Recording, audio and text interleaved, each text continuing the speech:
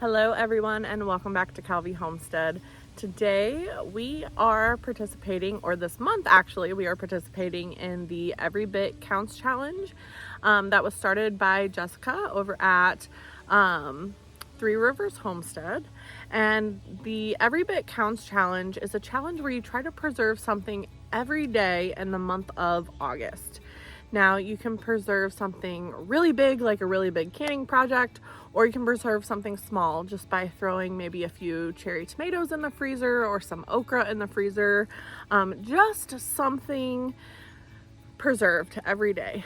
Now August is so busy. It's just a really busy month for us here. And so we might not get something done every single day, but we are aiming for at least 5 days a week. So let's just go ahead and jump right into it, and so I can show you what I preserved this first week.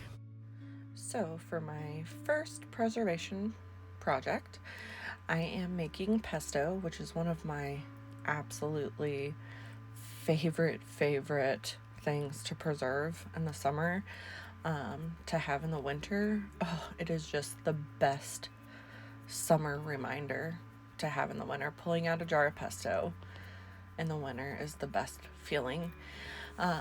So I'm not just doing a basil pesto. I'm actually doing a basil and onion top pesto mixture, and this turned out amazing. My son and I are picking the leaves from all the basil, and I'm gonna wash them up, and then we'll get started on the onion tops.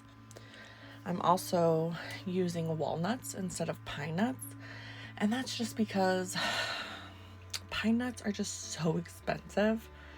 I cannot justify the price of them, even though pine nuts are like my favorite thing to have in pesto. It's just, I cannot justify it. So I'm putting the walnuts in a pan. I'm going to toast them up. You don't have to toast them up, but I like to do it just to add that extra layer of flavor to everything.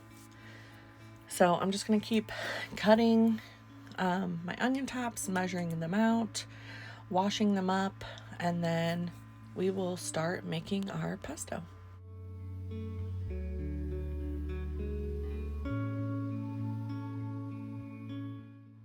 I have actually already made a couple batches of pesto this year. I've made a couple batches of just regular basil pesto and a couple batches of just onion top pesto. And I thought, just because I didn't have a huge harvest of either this time, that I would mix them. And there's a little friend on some of the onion tops. That's really why you want to wash them, to make sure you don't get any buggies in your food. But anyway, mixing it was one of the best ideas because it is so good, and it actually doesn't stray super far from regular basil pesto. It just gives you that extra, like, delicious flavor in it. So it leans more toward the basil. So I actually ended up blending these up separately. So I did, I measured everything out like a regular recipe. So I did the basil by itself. So I just stuck it in the blender, blended it up a little bit to make some room, and then added the rest of my ingredients. And you can see in the background, my son absolutely loves pesto, and he is stirring his pasta because he is ready to eat some pesto when this is done. So I'm adding garlic to this, pulling out my toasted walnuts and getting it ready. So I do about 6 cups of basil. I just throw in whatever my heart desires as far as garlic goes, 3-4 cloves, and then Parmesan cheese. So I do about a cup of Parmesan cheese, and I just cut it up into little chunks and throw it in the blender and let it blend with everything. And then we do about a 1/2 cup to 3/4 cup of walnuts. I think I went more toward 3/4 cup when I made this. And then after the Parmesan and walnuts, I will add the rest of my ingredients. So I usually do about 6 tablespoons or so of lemon. I really just go by taste on that. And then of course some salt and pepper. And then I just add my oil, and I use olive oil. I just add my oil until the consistency looks good. But usually that comes out to be like 3/4 of a cup to a cup of oil per batch.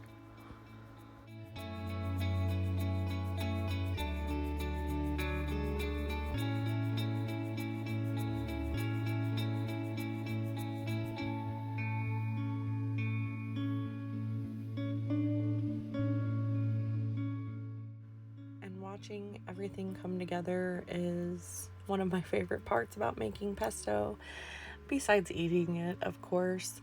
Yeah, I can tell this needs a little bit more oil. And then after I mix everything up, I just taste it again and see if it needs any more lemon juice or salt or garlic or anything like that. So I do kind of go by a base recipe, but then in the end, if it needs anything, I'll add it back in there.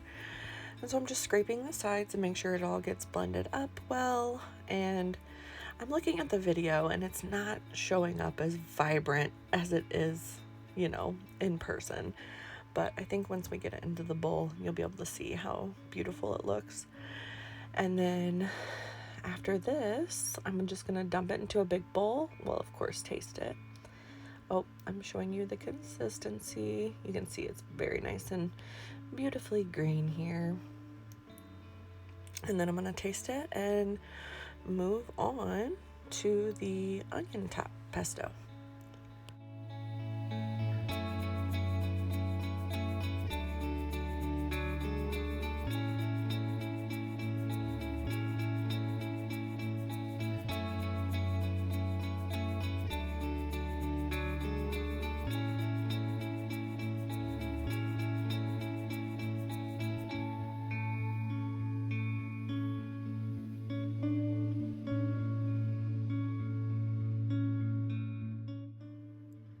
So I use all the same measurements for the onion top pesto as I do for the basil pesto.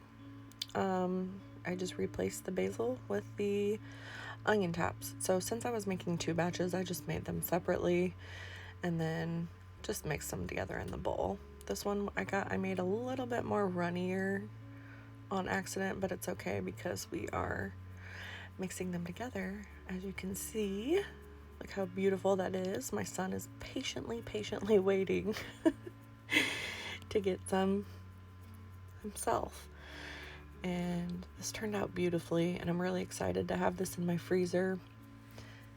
And yeah, we're just gonna mix it up and jar it up.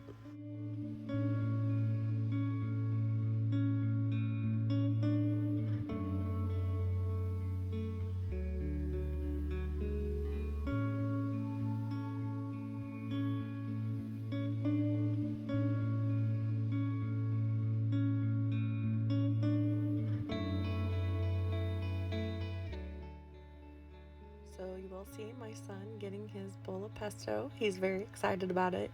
He ate this whole bowl and then wanted more, which is great.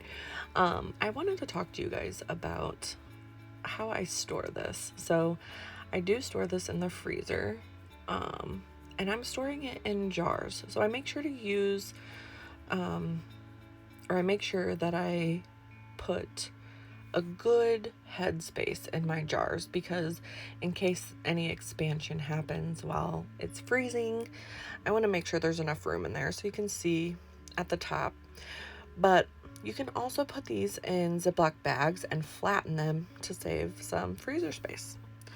So next day I had this big huge bag of fresh peeled garlic from Sam's, and I did not want it to go bad. I had used quite a bit of it, but it was starting to go bad. You can see I took out a couple bad pieces. I went through every single clove to make sure it was all good. I don't think I added any water. I might have added water to this, but I blended it up to a nice puree. Yeah, I had to have added water to this. Yep, I did. But it's okay because we are freeze drying this. So I blended it up to a nice puree, and just so it didn't go to waste, so we could make some garlic powder. And just FYI, this is not your average garlic powder that you would get in the store, because this came out, look how thick and beautiful that is. The house smelled amazing. When I first used this after freeze drying it, it was raw garlic, of course, because when you put something in the freeze dryer, whenever you use it, it comes out the same. So it was nice and spicy and raw and delicious. And then I just had these mini sweet peppers in the freezer that were like starting to get freezer burnt. So I was like, I'm just gonna throw them in the freeze dryer with this garlic and freeze dry them. Yeah, you can see they were starting to go. And these are my favorite peppers too. So these would be good to throw in soups, to throw into a seasoning blend, and to stir fry, and the garlic powder, obviously, to season. So yeah, I'm just throwing them in the freeze dryer, and they didn't take a crazy long time. I did add the water to the garlic, but that didn't really add a ton of time. But they came out so pretty. Look, after I start the freeze dryer, look at how these peppers turned out. So I got two pints of peppers, and then a pint and a little more of the garlic. But look at how beautiful these are. I know these lids are not, what's it called? Like they don't seal, they don't keep oxygen out. They're just what I had. So I had to go get the 2-ring lids to put them on there. But I just stuck them on there for the time being. But look how pretty it is. So yeah, that is raw garlic powder. So I've been finding fun ways to use that. Especially in like tzatziki sauce, it's really good. In salad dressings, it's really good as long as you give it time to calm down. But yeah, this was a fun project, and I'm excited to have it on my shelf. All right, this one was more of a fun preservation product. Our tomatoes this year have been just awful. So there are a couple tomatoes in here from my garden, but also I was checking up on animals for my Nana while she was out of town, and she said whatever tomatoes are ready, take them and use them so they don't go bad. So I did get some from her, so I'm just doing a little small batch here, and we are making bruschetta in a jar. I've heard a lot about it this year, and people are raving about it. It is in the Ball canning guide. Since I'm using slicing tomatoes, it says to let them strain, so I did that. And then you just raw pack them in your jars, and after they've strained, of course. Now, if you're using paste tomatoes, they don't need to strain because they don't have as much juice in them. Look how pretty those are in the jar with the yellow tomatoes. I love it. I have not tried these yet, but I'm very excited to. And the brine that you make for them smelled so good. You can see this brine. This brine I'm adding in. The herbs in this brine were all from my herbs that I grew, which is pretty exciting. Some of the tomatoes I grew, and the rest of the tomatoes were from my Nana.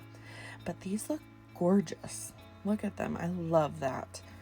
So we're gonna fill these up with the brine, debubble them, and then process them according to the recipe in the Ball canning book. It's the newer one, the Complete Guide to Canning, that book. I can link it down below if you're interested. It's a really good book, and I've used it for a lot of canning stuff.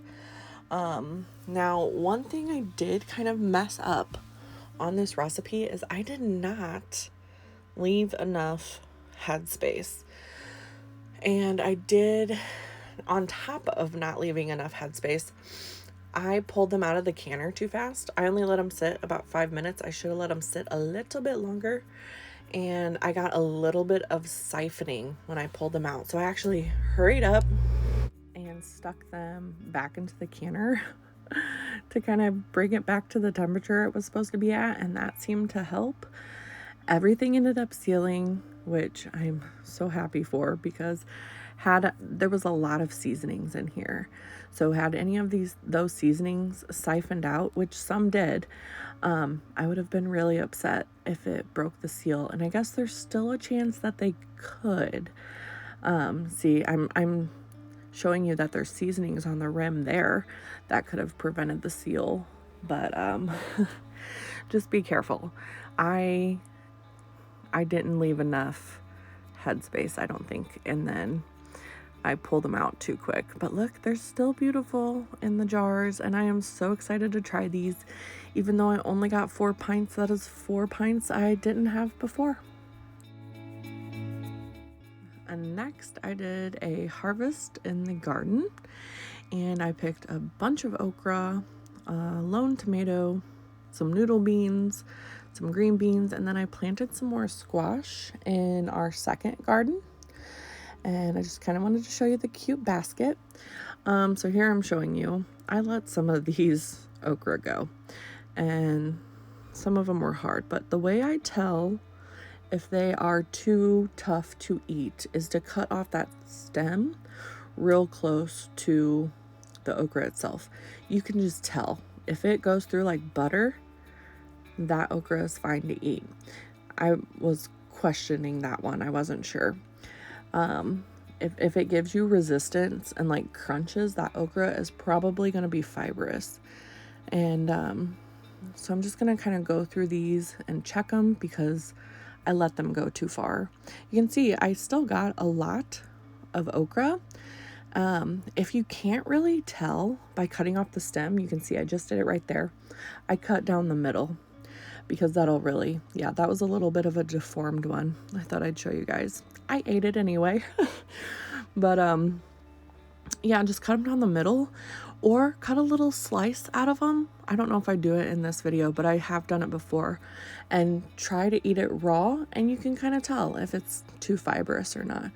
So I'm just kind of cleaning all these up. I'm cutting the stems off, or cutting the stems down low anyway, and then I'll wash them up.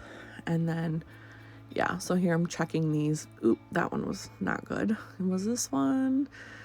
I'm not sure. I guess not. Oh, that one might have been good. But sometimes I'll cut little slices out of them and just eat them raw. Yeah, those are all the ones I lost, and they're gonna go to the pigs and help make bacon. But I'm really sad that I lost all those by letting them go. So I just washed them all up, and then I'm gonna chop them up into, since some of them are bigger, I'm just gonna chop them up into more manageable pieces. I love one of my favorite ways to cook okra is to roast it in the air fryer. I just coat it in a little bit of oil and salt, sometimes pepper, sometimes not. And then, oh, there I go. I'm testing the ring test. I'm trying it fresh. Good to go. And then I just stick it in the air fryer until they get nice and crispy and on the outside, and they're so good that way. That is my absolute favorite way to eat okra. I do want to try freeze drying some this year, but man, that roasted okra in the air fryer is just top notch. So I know some people say that you need to blanch okra before you freeze it. I have never, ever blanched my okra. Mind you, I am roasting it in the air fryer from frozen. I've never blanched them, and they turn out perfect still every time. So I like to just vacuum seal them fresh, and they turn out great. So I was excited to get these in the freezer because having roasted okra in the wintertime is very exciting, and okra tends to produce really, really well for us. And I have a ton of plants out there, so I might try to freeze dry some. We'll see. We'll see how it goes. And then, yeah, so I only got 3 packages out. No, that's not true, because I kept some out to roast it for dinner that night. And then the noodle beans, I didn't have a huge harvest of them, but I was making stir fry. I think it was the next night I was making stir fry.